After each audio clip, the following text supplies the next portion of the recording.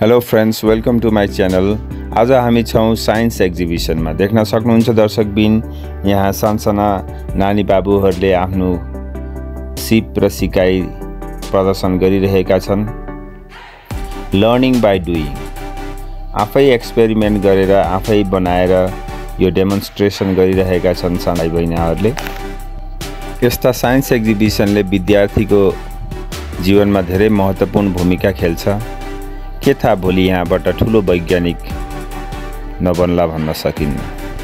कक्षा कोठामा पढेका कुराहरू वास्तव जीवनमा विद्यार्थीले आफै बनाएर प्रदर्शन गर्न पाउँदा उनीहरू साह्रै हर्षित भएका छन् र यो सिप सिकाइ पनि दीर्घकालीन रहनेछ। सबैका हँसिला अनुहार र गरेको मेहनत साथीभाइलाई देखाउन पाउँदा अत्यन्तै खुसी छन् सबैहरू। स्पेसली गार्जियन पनि खुसी हुनुहुन्छ, किनभने आफ्नो बच्चाले बनाएका सामग्रीहरूमा उनीहरू गर्व गर्दछन्। देख्न सक्छ दर्शकबिन, यहाँ विभिन्न मोडलका साइन्स एक्जिबिसन छन्। कतै भोल्क्यानो छ, कतै सोलर सिस्टम छ, कतै एनिमल सेल छ भने कतै प्लान्ट सेल। देख्न सक्नुहुन्छ दर्शकबिन, यहाँ विन्डमिल पनि बनाइएका छन्। विद्यार्थीले आफ्नै मेहनतले बनाएका यी सामग्रीले धेरै राम्रो प्रभाव पार्छ। विद्यार्थीको सिप सिकाइमा यसले ठुलो टेवा पुर्याउँछ। अवश्य नै यी विद्यार्थीहरू भोलि देशका कर्णधार बन्नेछन्। यस्ता कार्यक्रमले विद्यार्थीलाई स्कुलमा आउन प्रेरित गर्छ। लर्निङ विथ फन, देख्न सक्नुहुन्छ दर्शकबिन, सबैका हँसिला अनुहारले यही पुष्टि गरेको छ। विद्यार्थी साह्रै नै रमाएका छन्। वास्तवमा घरभन्दा स्कुलै रमाइलो भन्ने नारा यसले देखाएको छ। विशेष गरेर विद्यालयले यस्ता अतिरिक्त क्रियाकलापहरू शुक्रबारे कार्यक्रममा राखियो भने विद्यार्थीको प्रतिभा अझै उजागर हुनेछ। हेर्नुहोस् दर्शकबिन, विद्यार्थीले धेरै मेहनत गरेर यस्ता शैक्षिक सामग्री बनाएका छन्।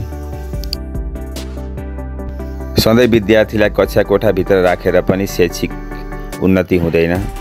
कहिलेकाहीँ यस्ता कार्यक्रमले विद्यार्थीको मनोबल बढाउने गर्दछ। देख्न सक्नुहुन्छ दर्शकबिन, विद्यार्थीका मेहनतहरू। यो टिमवर्क पनि हो। एउटै सामग्री बनाउन 4-5 जना साथीहरू मिलेर बनाएका छन् र स्थानीय स्रोत साधन प्रयोग गरेर बनाइएका यी सामग्री धेरै महँगा पनि छैनन्। देख्न सक्नुहुन्छ दर्शकबिन, यहाँ विद्यार्थी मात्रै नभएर अभिभावकले पनि धेरै भूमिका खेल्नु भएको छ। शिक्षालाई गुणस्तरीय र दीर्घकालीन बनाउन यस्ता प्र्याक्टिकल वर्कले ठुलो भूमिका खेल्दछ। सधैँ कक्षा कोठाभित्र किताबी ज्ञान दिएर पनि विद्यार्थीको शैक्षिक उन्नति हुँदैन। तसर्थ हामीले विद्यार्थीलाई प्रयोगात्मक शिक्षा प्रदान गर्न अत्य आवश्यक छ।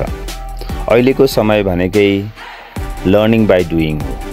विद्यार्थीले आफै बिगारेर, आफै सिकेर, आफै गरेर सिक्ने क्रियाकलाप हो। तसर्थ हामीले विद्यार्थीमा भएको प्रतिभालाई उजागर गर्नुपर्छ र यस्ता कार्यक्रमहरूले विद्यार्थीको शैक्षिक उन्नति अवश्य नै गर्दछ। हेर्नुहोस् त कति भेराइटी छन्। विद्यार्थीलाई हामीले सानो सम्झिन्छौँ, तर उनमा धेरै ज्ञान छ। उनमा नयाँ कुरा सिक्ने एकदम जोस र जाँगर भरिपूर्ण छ।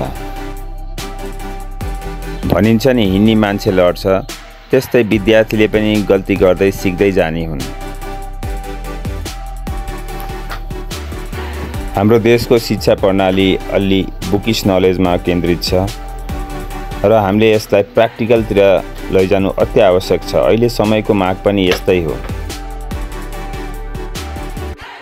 महान वैज्ञानिक थोमस एल्वा एडिसनले भन्नुभएको थियो, I tried thousands of time before I invented electric bulb. त्यसै गरी विद्यार्थीले पनि आफ्नो सामग्री बिगार्दै बनाउँदै गर्दा गर्दा आज यो अवसर पाएका छन्। देख्न सक्नुहुन्छ दर्शकबिन, यहाँ बनेका सामग्रीहरू उत्कृष्ट छन्।